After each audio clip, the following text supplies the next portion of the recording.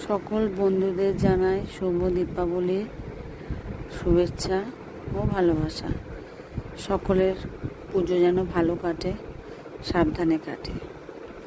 তো এই কালী পুজো উপলক্ষে আমি একটু বানিয়েছিলাম নিরামিষ আলুর দম। আমি যেভাবে বাড়িতে নিরামিষ আলুর দম বানাই সেইভাবেই সবার সামনে একটু তুলে ধরছি।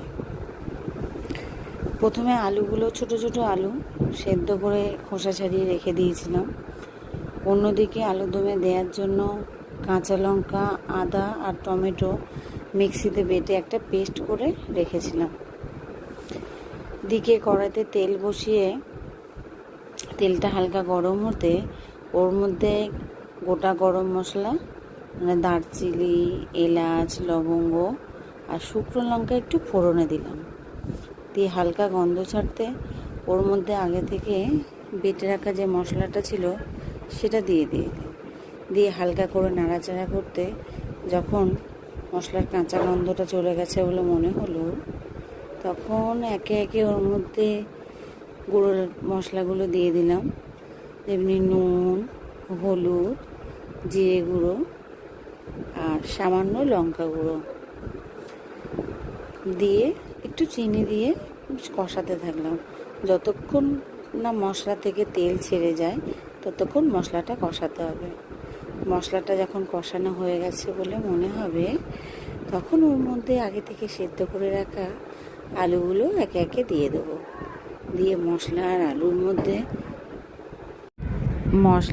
আর আলু সুন্দর করে ঢাকা দিয়ে কষিয়ে নেব।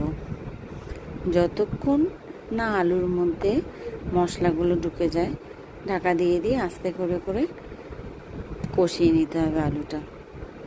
যখন মনে হবে যে না আলু কষানো পুরো হয়ে গেছে, একদম টাইট হয়ে গেছে, তখন তার মধ্যে অল্প গরম জল দিয়ে দিলাম, যতটা ঝোলের প্রয়োজন আর কি।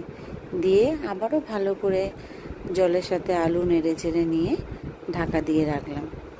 দিয়ে যখন ঝোলটা কমে গেল, নামানোর আগে আলুর দমের মধ্যে একটু গোটা গরম মশলার গুঁড়ো, ঘি আর শেষে অল্প একটু কুচনো ধনেপাতা দিয়ে নামিয়ে নিলাম।